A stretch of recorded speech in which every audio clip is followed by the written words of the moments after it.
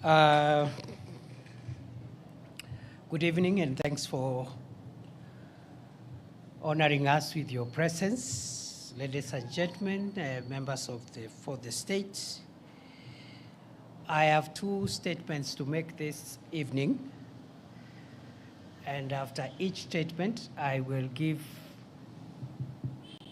a chance for maybe one question or clarification. Because of time, I have another engagement at 6 p.m., so I must leave here before 6. The first address is my exit address at the end of duty as Cabinet Secretary for Interior and National Administration. As you're aware, for the last 2 years, I've been the country's security minister, and I thought I owe the people of Kenya an exit speech so that we can account for the 2 years in which, by the grace of God, we have had the privilege to serve our country in that office. Since the 27th of October, 2022, I have had the immense privilege of serving our country as the Interior Minister. Appointment to this role was not only a humbling symbol of confidence by President William Ruto, but also it thrust me into a most monumental responsibility of providing leadership to and coordinating the organs of our homeland security. For its unique complement of extensive functional control of Kenya's internal security infrastructure, the Interior Ministry has provided me with a once-in-a-lifetime opportunity to appreciate a little more profoundly the centrality of security to Kenya's primordial quest for inclusive prosperity for all its people. To appreciate the modest strides made in the past 2 years, it is apt to revisit the state of our national security that was prevailing as at August-September 2022 when I took over. I took over this sensitive duty at Harambee House at a time when communities in northeastern Kenya and in Lamu were experiencing frequent and sustained terror attacks. Marauding bandits had run amok over communities in vast parts of the northern Rift Valley region. Gang crime was at its peak in Nairobi City. The Kenyan passport production and supply system had all but collapsed, and key homeland security organs were ill-equipped and in dire need of reforms and reinvention. The end of my tour of duty as Kenya's Interior Minister of 2 years invites an introspection and reflection on the journey that I, with the loyal and patriotic support of hundreds of thousands of officers and staff in the police, prisons, immigration, and other citizen-facing services of the ministry, have traveled. I attribute any successes that were achieved in the last 2 years to make Kenya safer during the last 2 years. I attribute this success to the various ranks of officers and staff of the ministry. However, any performance inadequacies during my tenure are mine because I believe the ministry staff and officers did their best. 24 months of hard work by frontline multi-agency formations embedded deep in the forests of the Boni Enclave has paid off with 2 years of calm. Sacrificial fighting power of elite police formations in the forward operating bases spread along the risky frontier areas of Liboi, Fafi, Div, Kotulo, and such like areas have resulted in 2 years of great victory over dangerous terrorists who would have otherwise hurt Kenya and its people. Fellow Kenyans, it has been the honor of my life not only to oversee a coordinated and policy-driven war against terrorists, but also to visit the elite police units protecting Kenya and its people at some of the most dangerous locations in our territory. Each moment, I had a chat or shared a meal or even took a selfie with security officers in the front line in the war against terror. There was always a profound surge of pride in the knowledge that a dedicated and patriotic cohort of our security forces remain alert day and night to prevent terrorists and other dangerous criminals from accessing Kenya to cause harm to its people.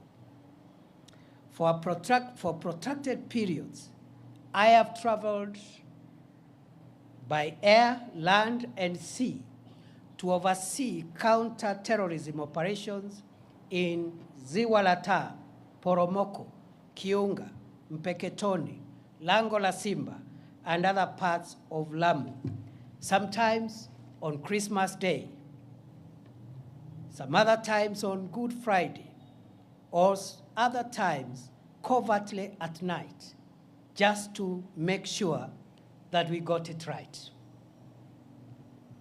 I have been to Wajir, Mandera, Takaba, and other parts of our country exposed to the threat of terror, just to give morale to frontline security officers and their commanders, and also to listen to communities in search of durable solutions against the violence of terrorist groups. Throughout the past 2 years, nothing has given me greater sense of fulfillment than the long days and sometimes humid nights spent in some of the farthest outposts within our territory. Therefore, fellow Kenyans, as I relinquish the leadership of the Interior Ministry, which I've already done, I am proud to report that save for a few inevitable losses, Lamu and northeastern Kenya are much safer and calmer today than the situation that prevailed in the last half of 2022. To our gallant security officers who paid the ultimate price with their limb or life to keep Kenya safe, I salute you and promise that Kenya will never forget your valor and patriotic sacrifice. May the souls of the officers who have lost their lives in the protection of our homeland and its people find perpetual rest in eternity. Equally, the memory of civilian souls lost through injury inflicted by terrorists will forever evoke our collective duty to keep Kenya free from danger, whatever its source.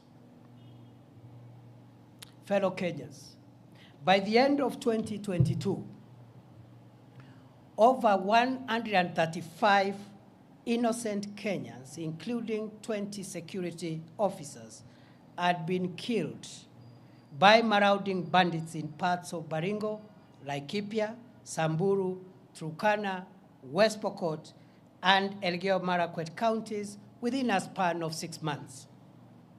During the same period, dozens of schools were closed, thousands of families were displaced, and public amenities destroyed by bandit gangs, some of whom converted school classrooms into permanent dormitories for bandit families.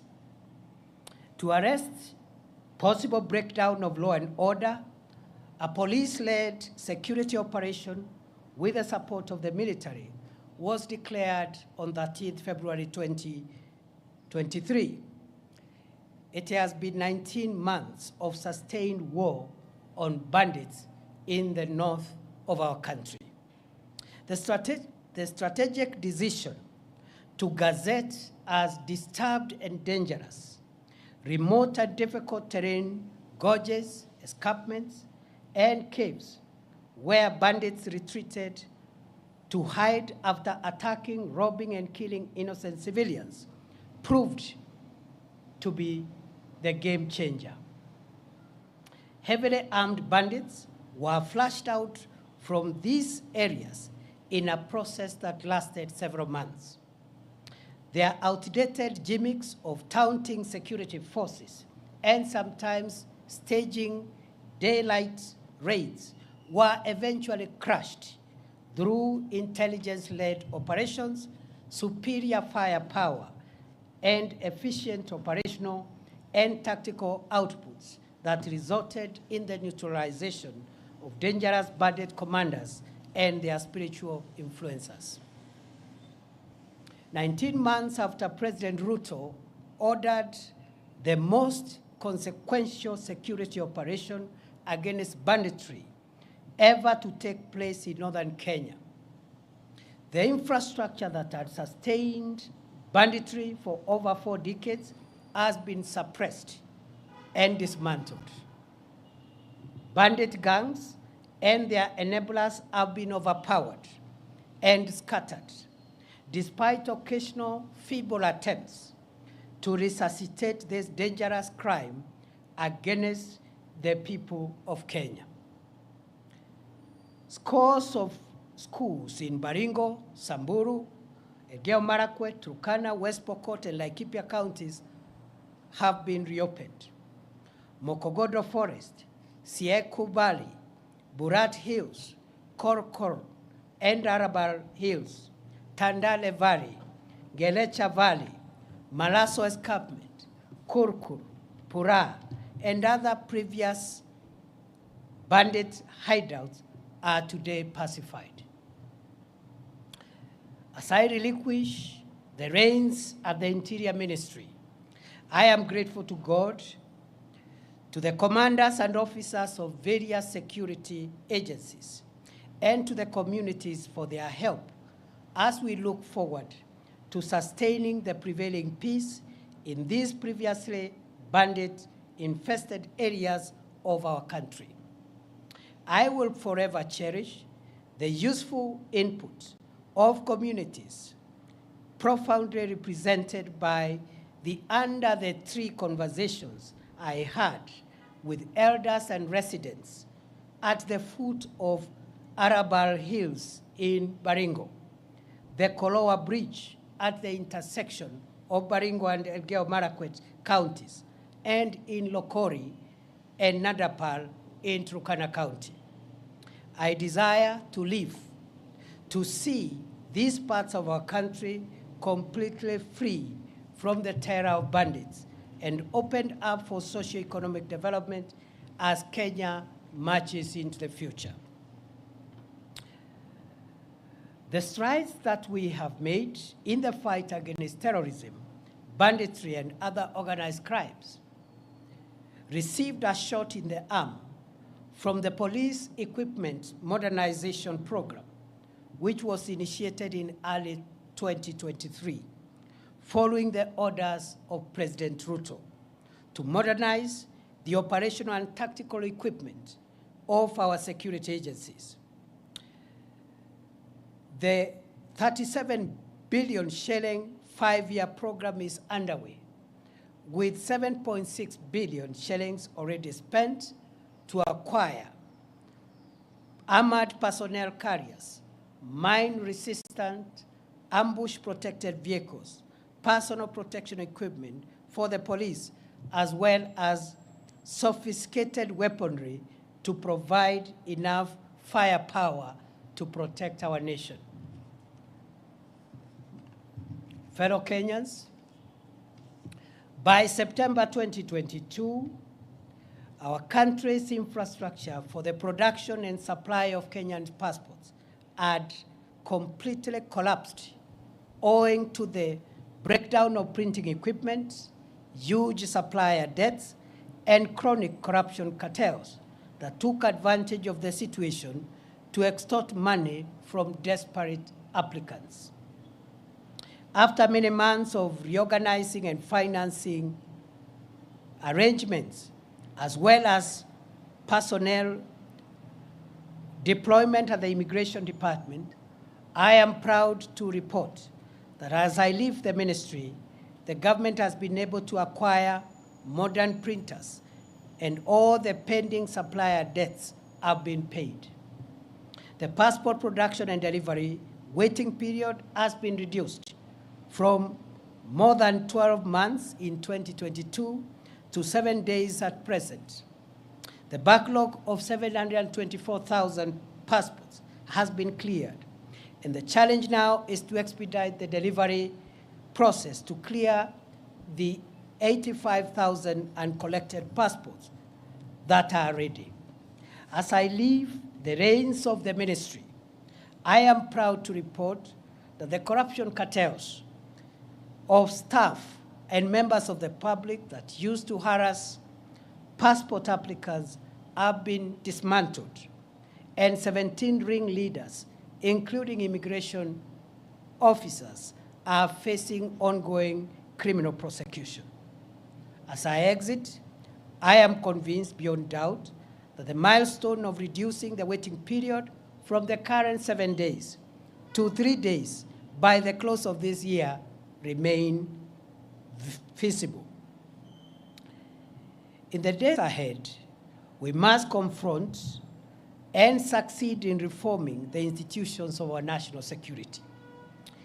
At the orders of President Ruto and in compliance with the Kenya Kwanza Manifesto, the process of reimagining and refashioning Kenya's security institutions began in earnest on 21st December 2022, when the Presidential Task Force on reforms of the National Police Service, the Kenya Prison Service, and the National Youth Service was established. While the work of the task force took longer than expected due to the expansive terms of reference, its final report has already been presented to the President. And one of the last actions I took before I left the ministry was to gazette the National Steering Committee under the leadership of the Principal Secretary for Internal Security, with a mandate to ensure full realization and implementation of the groundbreaking proposals for reforming our police, prisons, and youth services to align them with the dictates of our progressive 2010 Constitution and the vision of underwriting the national ideal of securing Kenya from long-term internal and external security threats.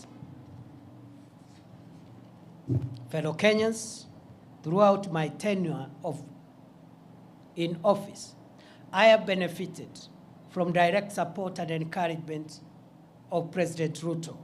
I thank him for giving me the privilege to serve my country as the Interior Minister for an uninterrupted 2 years.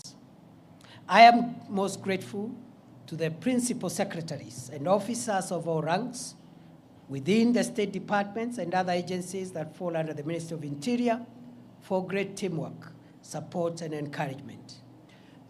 To our security officers, especially those assigned the sensitive duty of protecting the country from terror, banditry, and other organized crimes, I salute you all for your selfless and patriotic service to our country.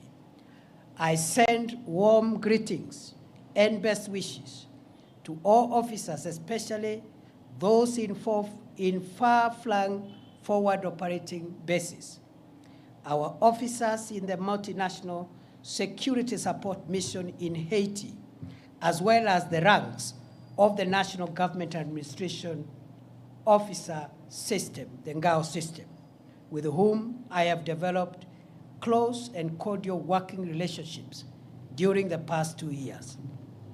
I pray that my successor will build on the gains we made and will succeed to roll back the emerging reports of mysterious disappearances, abductions, and femicide. Goodbye, and God bless Kenya and protect our dear country, our homeland, the Republic of Kenya. May we remain one nation of one people, united by our emblems, the map, the flag, and the national anthem of Kenya. Thank you.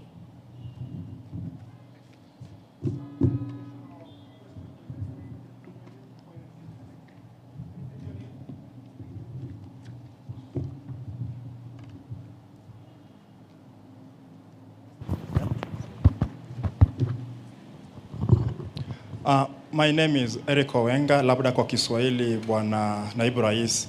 What do you speak of about your legacy in terms of abductions and extrajudicial killings that were rampant during your reign as the Cabinet Secretary of Interior for the past 2 years? Because Kenyans, some of the questions have not been answered in regard to the same. Can you exhaustively speak about it?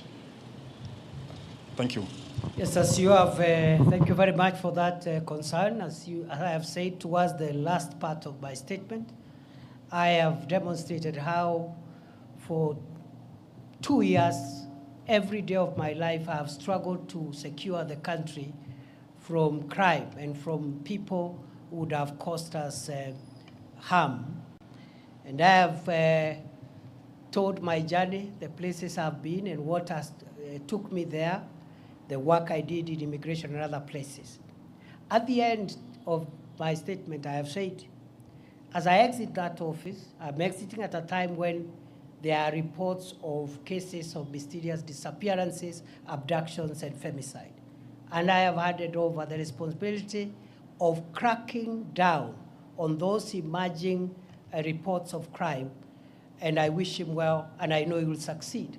The same way in the past, I've been able to handle those other national security challenges. Remember, these are challenges that we've witnessed in the last few months, and already we had gotten ourselves on a place where we had come up with a strategy of cracking down on this criminal behavior, the same way we succeeded, even with the Nairobi urban crime, which was quite a spiral at the time we took over, and which today is manageable. And therefore, these are developments over the last few weeks, maybe a couple of months.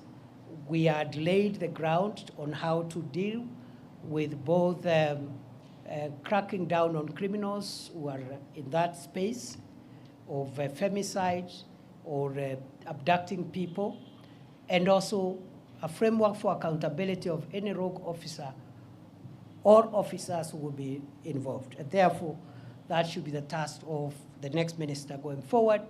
I have no doubt I have done my best every day of my life, and there is no day I have slept without asking myself what I have done to make our country safer. Before, because of time, allow me now to transit and speak on my assumption of office to the office of the Deputy President of the Republic of Kenya. Those of you who are in the swearing in, you realized I just made some of the cuff remarks deliberately because it would not have been appropriate at that time to give lengthy speeches because of the official context of the day. So today is the day when I wanted to at least make a statement on my assumption of office. Fellow Kenyans, on 1st November 2024, as you are aware, I assumed the office of the Deputy President. That day was and shall remain the most momentous and significant day of my life. After serving my country for a quarter of a century as a law lecturer, legal practitioner, senator, majority leader of the Senate, deputy speaker of the Senate, and most recently as the cabinet secretary for Interior, I now take over office as the third deputy president of the Republic of Kenya. It remains astounding how a son of Kenya, born some 52 years ago in Tharaka, a remote part of the then Meru district, and in a humble homestead of a rural clergyman and his housewife spouse, could eventually get the opportunity to serve this country in the esteemed and high office of Deputy President of the Republic. My assumption to the office of Deputy President has presented me with an opportunity to reflect on our country's past, present, and future. In my reflections, during the past 1 week, I have come to the profound realization that Kenya, our homeland, is a country like no other. Its charm, the industry of its people, our fine weather, our culture, and our breathtaking topography are unmatched. It is gratifying to see millions of patriotic Kenyans work hard every day, waking up early, sleeping late, to make a honest living, eat from the sweat of their brow, and build the country that they call home. While it is true that formidable challenges confront us today, it is also true that we always find a way to surmount obstacles and protect our country and its people from the shocks of the modern world. Where a tiny number among us has tainted our country's image, the same has been repudiated by the exploits of millions of honest and patriotic, focused Kenyans who love this nation enough to protect it from the risks on its survival. Indeed, Kenya is a covenant country, blessed with an industrious people and an incredible array of natural resources requisite for the creation of wealth enough for all its people. We remain eternally grateful to the heroes and heroines who have ensured Kenya remains the blessed nation that it is. As we reflect on our challenges, let us capitalize on the jolting of these challenges to write a new, better, and brighter chapter for Kenya. We should heal our divisions, solidify our national unity, and pursue our country's goals as brothers and sisters, joined by the permanent bonds of our common heritage and our common future. I have had occasion in the past few days to ponder on how the orderly transfer of authority as called for in our Constitution takes place seamlessly in our country. I realize that my ascent to the office of Deputy President has taken place on the back of a hotly contested constitutional process. For weeks, the country was glued to parliamentary and judicial events whose completion is a testament, or was a testament, to our country's democratic credentials and the integrity of our constitutional institutions. I am humbled to be of service to this country as its Deputy President, and to formally take the reins to support and assist President William Ruto and the team he leads towards the realization of his vision to deliver the transformation of Kenya. It is an honor to serve my country at such a time as this, when Kenya is moving forward and upwards to the heights that our forefathers envisaged when they fought for the establishment of our republic. The founders of our nation and those who fought to make us a free people triumphed over the oppressive chains of colonialism not only because they worked hard for it, but because they remained united. Today, as in the past, the quest for national unity is undeniably the most profound aspiration animating our national conversation. Why? Because we are coming from a rough patch where we had been enthralled in a rather unfortunate conversation about distinction, difference, and division. At a time when the country desperately requires a rallying call to pull together to steer our nation to greatness during these challenging times. Kotaler Somai, Dedan Kimathi, Mekatilile Wamenza, and later Jomo Kenyatta, Ronan Gala, Oginga Odinga, Masinde Muliro, and many others worked hard to set free the whole of Kenya, not parts of Kenya where they were born or raised. They refused to see themselves as liberators of their places of birth, choosing instead to consider themselves as brothers and sisters connected by the common past of their ancestry and the shared future of the generations that would come after them. We learn from these gallant sons and daughters of Kenya that for us to defend our freedom, sovereignty, territorial integrity, and economic transformation, for us to overcome inequality, poverty, and the need in our midst, we must harness and aggregate the collective daily struggles of ordinary Kenyans for our common good. For the aspiration of forging a united Kenya to materialize, we must accept each other, recognize our equality, accept that diversity and difference among us are for building rather than destroying us.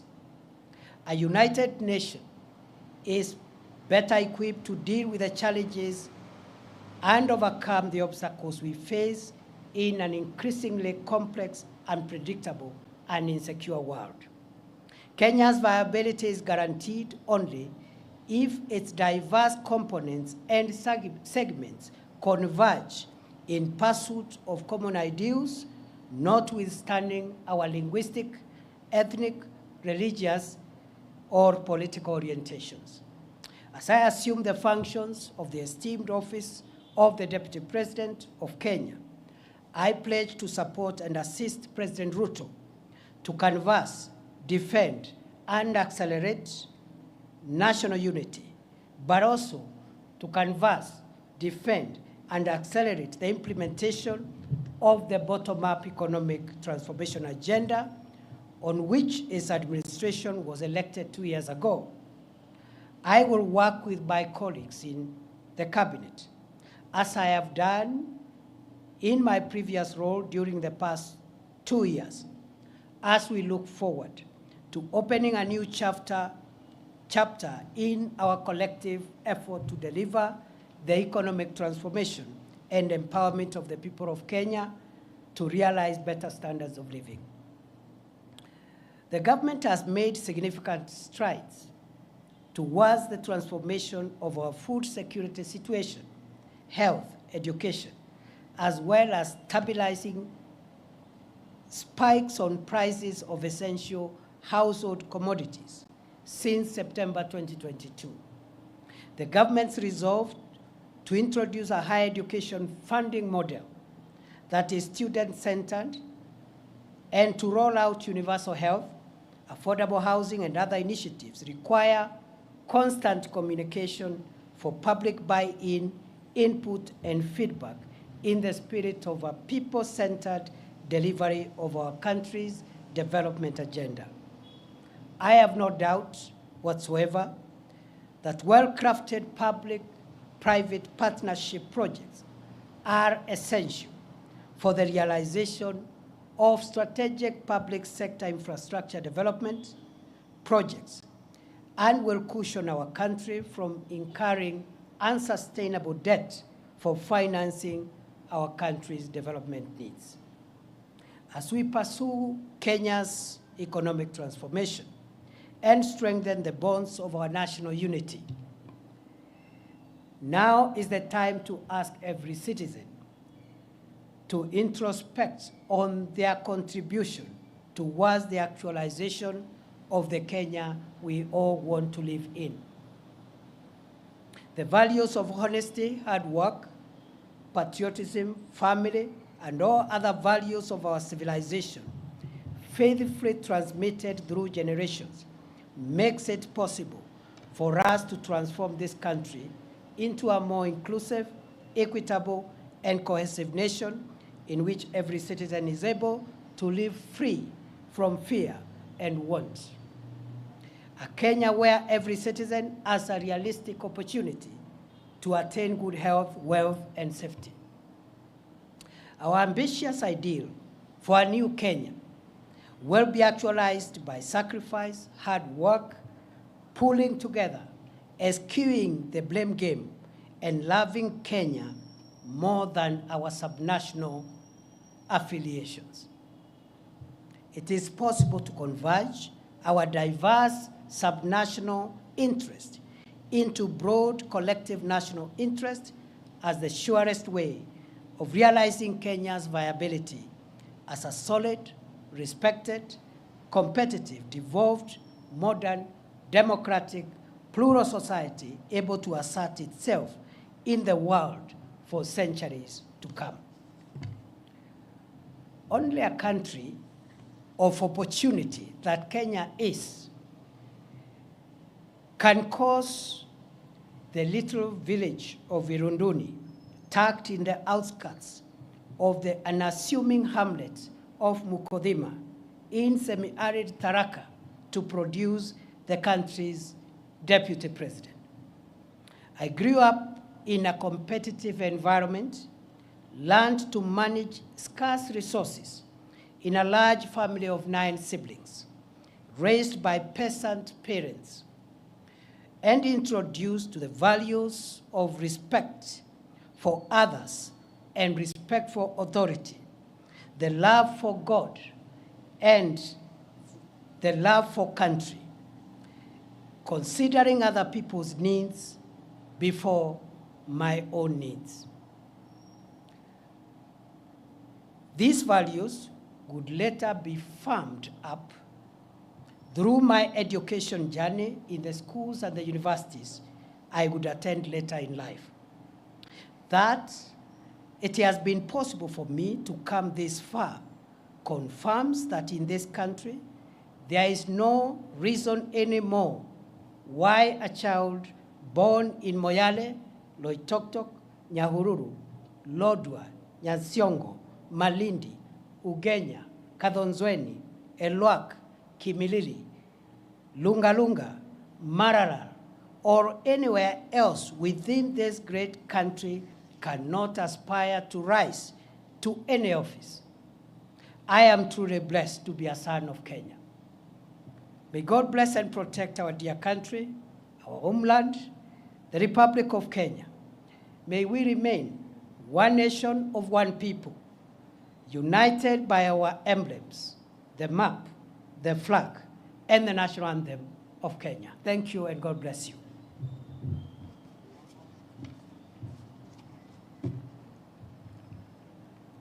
I'll take maximum 2, please. Thank you, Excellency. My name is Melita Oletenges for Citizen TV. My question is, you are stepping into this new role at a time when counties have not had a disbursement of funds for about 4 months, and it is causing a cash crunch there.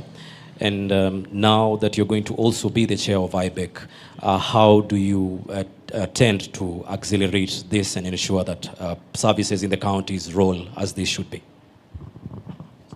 Kyo? My name is Sydney Chazima. My question goes to what you've mentioned about national interests. And recently, while performing your duties as the Deputy President, you spoke before the judiciary at the 12 years anniversary for the Supreme Court.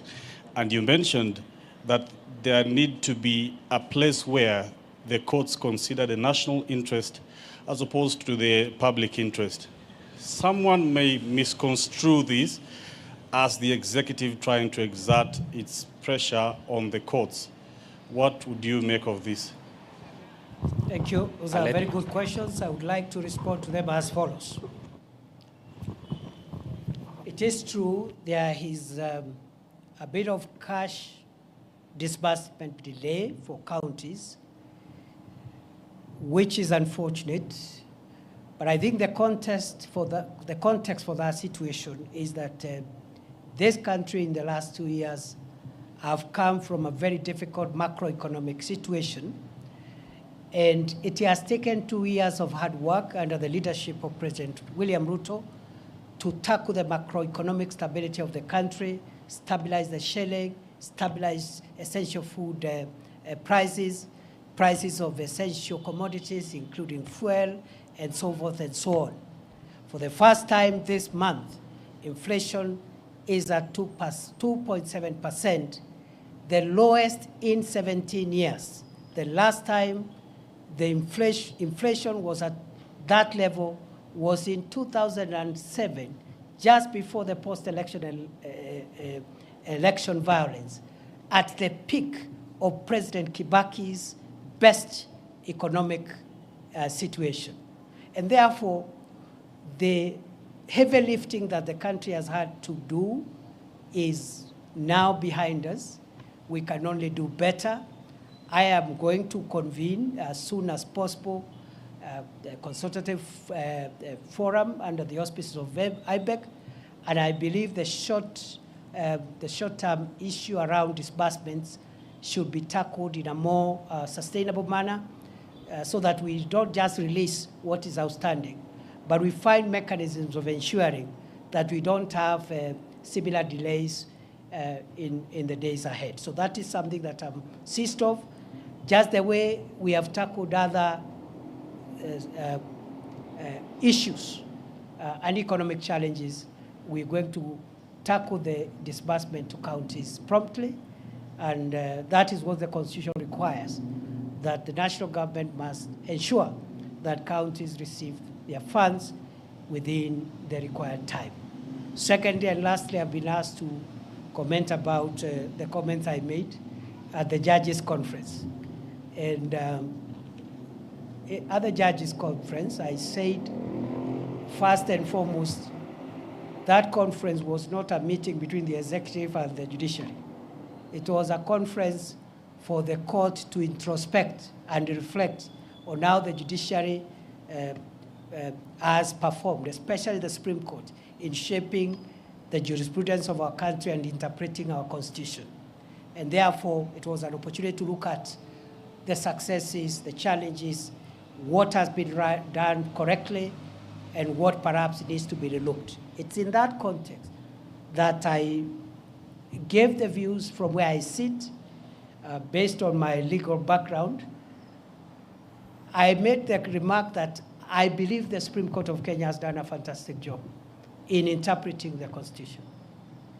For 12 years, what the Supreme Court of the Republic of Kenya has done is equivalent to what some Supreme Courts have done in 50 years.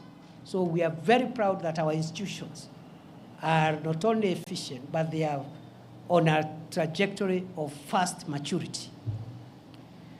At that point, because it was a moment for introspection, I said, the jurisprudence that the court has given us about public interest is very refreshing and welcome.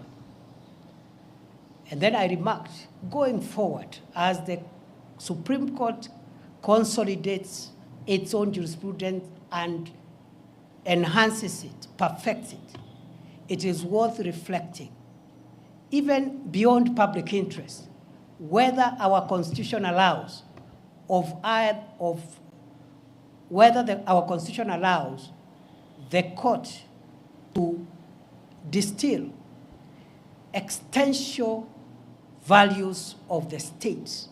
And I told the meeting that those essential values are found in two places. One in chapter 1, which is the foundational chapter that establishes our country, defines what Kenya is, the map, the territory, the coordinates, and the fundamental principles, including devolution.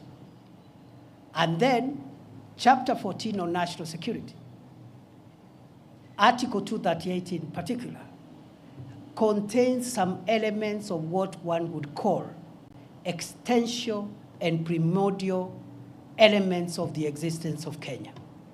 That Article 238 says that there are certain core interests of Kenya that must be protected. And that's why the organs of national security are established, to make sure that Kenya does not disappear. It survives. Territorial sovereignty of Kenya. That's why our KDF will do whatever it takes to make sure that other nations, enemies of Kenya, don't overrun us. The territorial integrity of Kenya, that no foreign country can violate our airspace, our land, or our sea space. And then it goes on to discuss a few other essential, very, very critical foundational interests of the nation. And so what I was asking, I said maybe the courts needs to think whether we can have a hierarchy of national interests. The general public interest on everything else, and very basic and existential interests on which the survival of the nation rests. Because, for example, when we have had, for example, challenges in allowing the people of Kenya to exercise their rights, which are protected in the Constitution, we have seen, for example, that that right, for example, needs also to be balanced in the need to protect the country and constitutional institutions. Because we saw an attempt to violate the Chief Justice's chambers by people who are expressing their rights, which is correct. But you see, if you destroy the emblems that makes the state to exist, burn down parliament, you know, those are extreme measures. And all what I said, just to be brief, I was not prescribing. I was just asking the judges to provide leadership, as is their mandate in the Constitution, to tell us whether there is a hierarchy of interests. Because the other commercial issues, the public interest is easily discernible. But sometimes there could be a conflict between what is popular or what the public is saying and the existence of the state. And I provided evidence at chapter 1 of the Constitution, which is the foundational principles, and Article 238 that tells our organs of national security to protect the borders of Kenya, to protect the existence of Kenya and its institutions. That balance the court should help us to interpret. I know I've spoken a lot of English, but that's what it is. I wish you well. It is good to see you. We are going to have regular interactions. On a light note, you know, the other job was a bit constraining because of the operational support that required me to be where action was taking place in terms of defending the country's vital interest of homeland security. But with a new role, I'll be much more available. We are open to the input of the people of Kenya. We are open to even positive criticism from the media, from civil society, so that we can all converge our various views and opinions on how we can build